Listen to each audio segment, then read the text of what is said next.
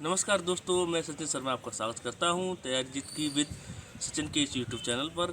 जैसा कि हम जानते हैं, मैं आपके लिए एजुकेशन से भरी हुई वीडियो लाता रहता हूं और मैं आपको बताना चाहता हूं, 2 दिन पहले हमने एक सब्जेक्ट पर स्टडी की थी, अक्षांश और देशांतर। साथ ही हमने मानचित्रों के बारे उन पर खिंची हुई रेखाओं के बारे में भी उसमें स्टडी की थी, लेकिन कुछ चीज़ें हमारी उसमें छूट गई थी। मैं समय और अंतर्राष्ट्रीय तिथि रेखा को आपको विस्तृत रूप में समझाना चाहता था, साथ ही कुछ और चीज़ें अक्षांश और देशांतर के बारे में बताना चाहता था, लेकिन वीडियो ज़्यादा बड़ा हो गया था, इसलिए मैंने पार्ट 2 बनाने के लिए आपसे कहा भी था।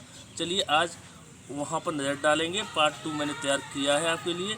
चलिए शुरू करते हैं ये वीडियो। तो दोस्तों, मैं आपको आज अक्षांश और देशांतर को देखने के बारे में बताता हूँ और किस प्रकार लोकेशन से हम किसी भी कंट्री को या किसी भी प्लेस को ढूंढ सकते हैं मैप पर, ये बताता हूँ। हम यहाँ पर देख पा रहे हैं इंडिया का मैप है और आज हम इसकी स्टडी करेंगे कि इसके कोऑर्डिनेट्स देखेंगे हम लैटिट्यूड और लॉन्गिट्यूड के, यानी अक्षांश और देशांतर के। तो मैं आपको दिखाता हूँ, चित्र को बड़ी ध्यान से देखिए। इसके चारों तरफ कुछ कोऑर्डिनेट दिखाई दे रहे हैं आपको। हॉरिजॉन्टल 2 कोऑर्डिनेट दिखाई दे रहे होंगे जो कि रेड कलर से हैं, और वहीं ब्लू कलर से आपको ऊर्ध्वाधर यानी वर्टिकल 2 कोऑर्डिनेट दिखाई दे रहे होंगे। तो पहली बात कर लेते हैं अक्षांश की, यानी लैटिट्यूड की। तो हम देखें तो भारत के उत्तर और दक्षिण में जो स्थिति दिखाते हैं वो अक्षांश दिखाते हैं। तो भूमध्य रेखा के बाद जब हम ऊपर की तरफ बढ़ते हैं तो 8.4 डिग्री उत्तरी अक्षांश से भारत का दक्षिण का सिरा शुरू हो जाता है, और ये सुदूर उत्तर में 37.6 डिग्री कश्मीर के बाद तक भारत मैप पर दिखाई देता है, देखा जा सकता है। तो हम इस कोऑर्डिनेट को आपको दे देंगे कि आप 8.4 डिग्री नॉर्थ अक्षांश से 37.6 डिग्री नॉर्थ में आप ढूंढें तो आप भारत को पा पाएंगे। लेकिन पूरी तरीके से जब पा पाएंगे जब हम आपको देशांतर भी उसके बता देंगे। तो देशांतर है भारत के पूर्वी देशांतर में पड़ता है, और 68.7 पश्चिमी दिशा है इसकी, गुजरात की साइड में उसका देशांतर है, और 97.25 ये पूर्वी दिशा यानी अरुणाचल प्रदेश का अंतिम सिरा। हम इस कोऑर्डिनेट को आपको दे देंगे तो आप मैप पर बहुत आसानी से इसे ढूंढ सकते हैं भारत को, मैं जब इस कोऑर्डिनेट को दूंगा। इसी प्रकार मैं एक कंट्री का कोऑर्डिनेट आपसे शेयर कर रहा हूँ, आप बिल्कुल इसको ढूंढिएगा और फिर मैं आपको इसी वीडियो में बताता भी हूँ वो कंट्री कौन है। तो चलिए मैं उसके कोऑर्डिनेट आपको देता हूँ। ये मैं कुछ कोऑर्डिनेट आपको दे रहा हूँ लैटिट्यूड और लॉन्गिट्यूड का। तो लैटिट्यूड का समझिएगा आप, ये अक्षांश है, और लॉन्गिट्यूड ये देशांतर है। तो इस कोऑर्डिनेट को देखिएगा और आप अपना जवाब दीजिए जब तक वीडियो आगे बढ़ाते हैं। चलिए गाइज, अंतर्राष्ट्रीय तिथि रेखा की तरफ बढ़ते हैं। बेहद महत्वपूर्ण अंग है इस पूरे सब्जेक्ट का, इसलिए मुझे पार्ट 2 की ज़रूरत पड़ी है, क्योंकि इसे भी मैं आपको ठीक से समझाना चाहता था। तो अंतर्राष्ट्रीय तिथि रेखा आप देख पा रहे होंगे, इसको 180 डिग्री देशांतर भी कहा जाता है। ठीक है दोस्तों, और ये कहाँ पर है ये आप स्थिति देख सकते हैं। यहाँ एशिया महाद्वीप का एंड होता है, और दूसरी तरफ अमेरिकी महाद्वीप अलास्का के मध्य ये है, यूरेशिया और अलास्का के मध्य में होकर जो गुजरती है। लेकिन आप एक चीज़ देख पा रहे होंगे दोस्तों, इसमें साफ साफ आपको देखने को मिल रही होगी कि ये बहुत टेढ़ी मेढ़ी है, ये बहुत जिग जैग है। उसको मैं आपको समझाता हूँ, लेकिन पहले हम कुछ चीज़ें समझ लेते हैं। पहले मैं आपको ये बता देना चाहता हूँ, तो सबसे पहले ये समझना चाहता हूँ कि अगर मैं आपसे ये पूछूं कि पृथ्वी पर एक दिन कितने घंटे का होता है, तो आप कहेंगे 24 घंटे का होता है जी। तो यहाँ 24 घंटे का ही वो खेल है। मैं आपको समझना चाहता हूँ 24 घंटे होते कैसे हैं। यहाँ पे आप जब 0 डिग्री से या तो आप चलोगे ईस्ट या चलोगे वेस्ट, 180 ईस्ट जब हम चलते हैं 0 डिग्री से यहाँ पर आ जाते हैं, तो हमको +12 करना पड़ता है। क्या करना पड़ता है? +12। अगर जहाँ का हम समय बताएंगे तो +12 हमें बताना पड़ेगा। अब मैं कह दूँ GMT में 12 बजे है दोपहर के, तो आप जहाँ कहेंगे रात्रि के 12 बजे हुए हैं, प्लस कर देंगे उसे। आपने प्लस कर दिया तो आपके जब वहाँ दोपहर के बजे हुए तो यहाँ 12 जोड़ दोगे उसमें, तो कितना हो जाएगा, तो वो रात के 12 हो जाएंगे, 12 घंटे का अंतर हो गया। अब इसी प्रकार ईस्ट में मैं पूछ लूँगा आपसे कि इस समय क्या टाइम हो रहा है यहीं पर, इसी जगह पर, यहाँ पर, इस जगह पर, इस लाइन के इधर, तो आप उसमें से 12 घंटे लेफ्ट कर देंगे, यानी घटा देंगे। कहाँ से? GMT के में से। तो कितना टाइम निकल जाएगा, तब भी रात के 12 आएंगे, तब भी रात के 12 आएंगे। या तो आप 12 घंटे में जोड़ दो, दोपहर के 12 में आप 12 घंटे जोड़ दीजिए, कोई भी समय हो आप 12 घंटे जोड़ दीजिए तो उतना ही आएगा। या एक मान लीजिए, एक में आप 12 घंटे जोड़ेंगे तो कितना आ जाएगा, 1 हो जाएगा। जब आप प्लस करेंगे तो क्या होगा, 1 होना है, दोपहर का बज रहा है 1, रात का 1 हो जाएगा। ओके। और आप लेफ्ट करेंगे तब भी क्या होना है, 1 होना है। तो बात तो एक रही। अब आप कैसे कह देंगे कि यहाँ पर भी 1 बजा हुआ है, यहाँ पर भी, दोनों साइड में 1 1 कैसे दिखाएंगे आप? क्योंकि यहाँ तो घट रहा है इधर साइड में, और यहाँ पर बढ़ रहा है, इधर साइड में बढ़ के आता है टाइम, प्लस होके आता है यहाँ से GMT में, और इधर घटा के।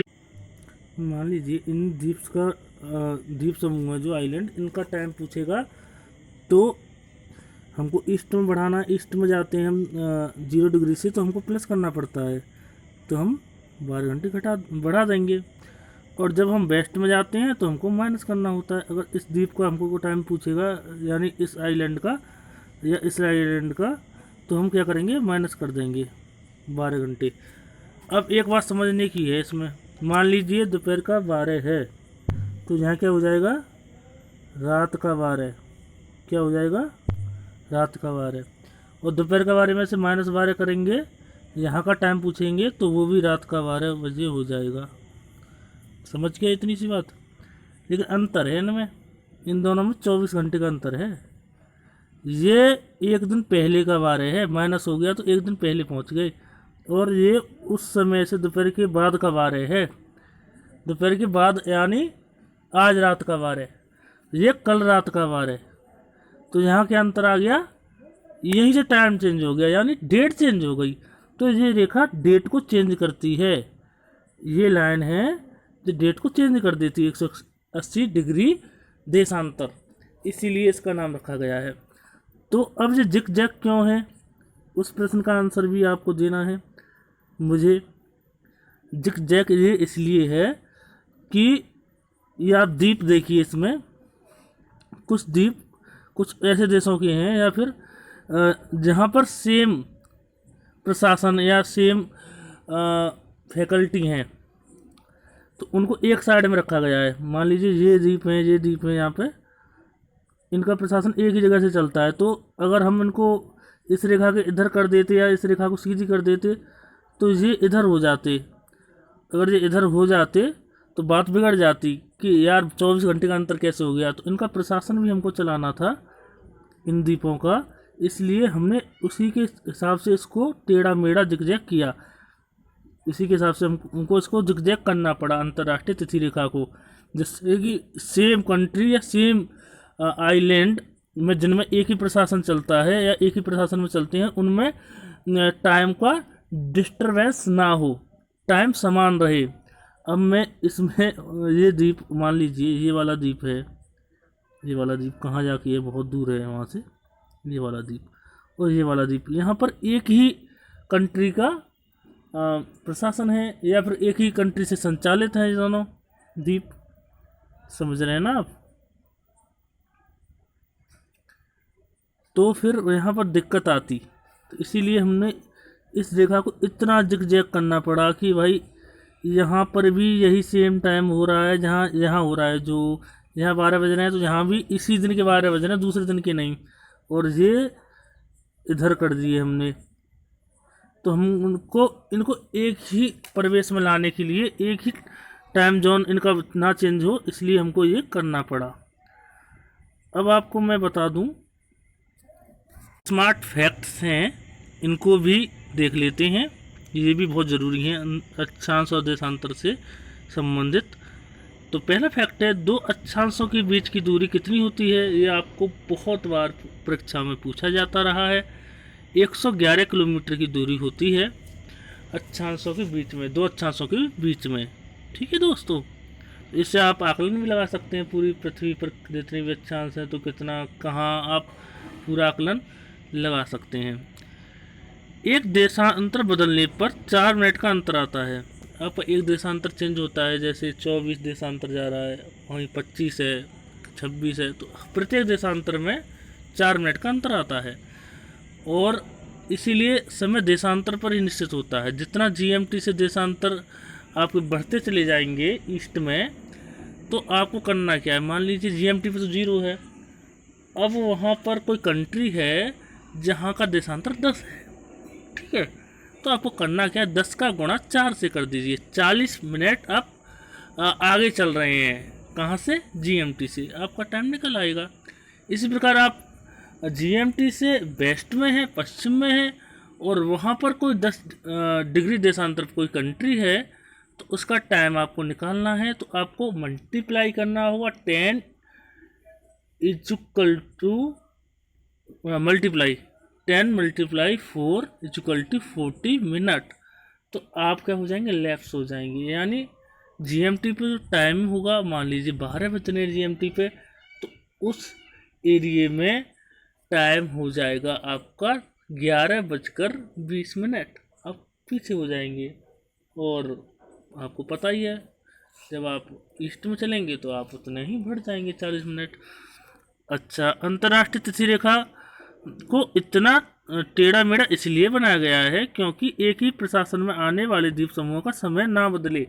ये चीज़ मैंने आपको अभी भी बताई थी कि उनका जो समय है ना बदले, क्योंकि 24 घंटे का फ़र्क कर देती है फिर वो रेखा।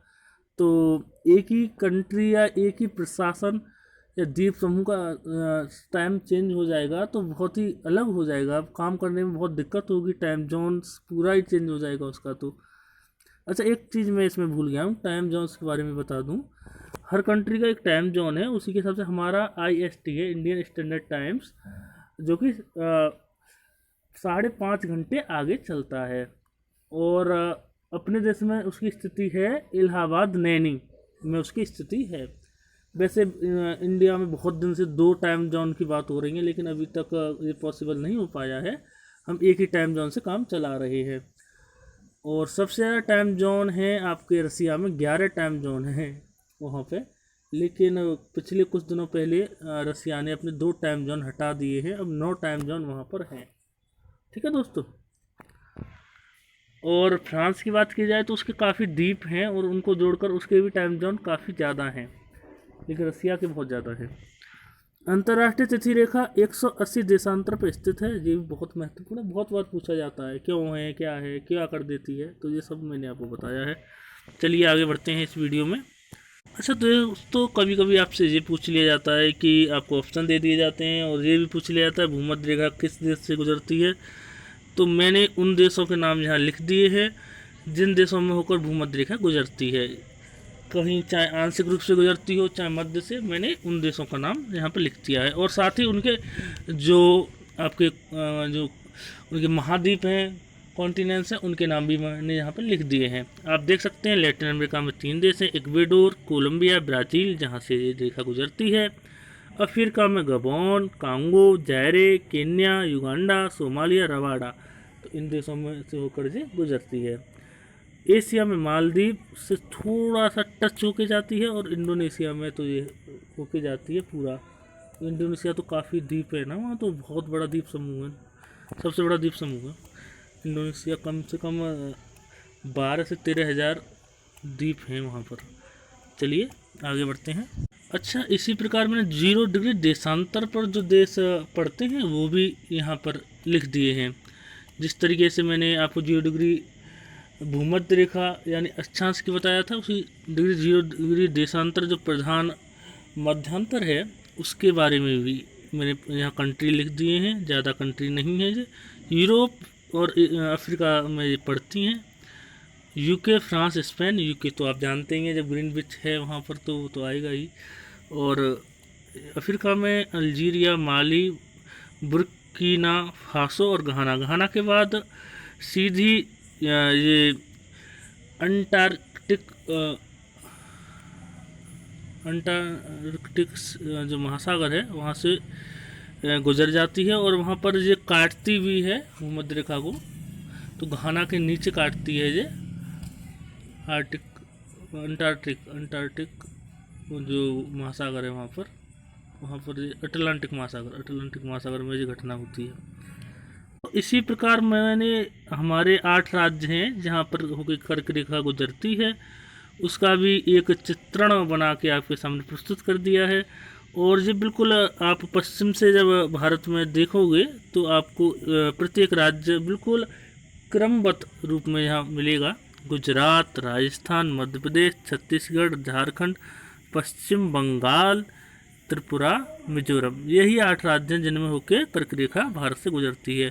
23.5 डिग्री उत्तरी अक्षांश और पश्चिम से पूर्व की ओर मैंने ये पूरे राज्य आपके सामने लिख दिए हैं। आप इनको इसी तरीके से याद कर लीजिएगा, आसानी हो जाएगी क्योंकि क्रमबद्ध हैं और कोई दिक्कत नहीं है इनमें।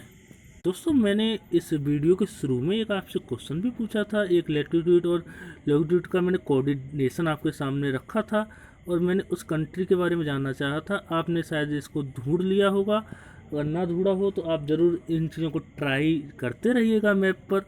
ये कंट्री बर्मा यानी म्यांमार है। मैंने इसका एक चित्र आपको नीचे दिखाया भी है। तो ये दोनों जब आप लैटिट्यूड और लॉन्गिट्यूड को ढूंढोगे तो जो वास्तव में इस तरीके से उस देश में के मैप में काटेंगी एक दूसरे को। तो आप मैं अगर किसी भी कंट्री का आपको लैटिट्यूड या लॉन्गिट्यूड दूंगा तो आप आसानी से उसे पता लगा सकते हैं। इसी प्रकार किसी कंट्री के बारे में कोई पूछता है तो उसका लैटिट्यूड और लॉन्गिट्यूड आप बता सकते हैं।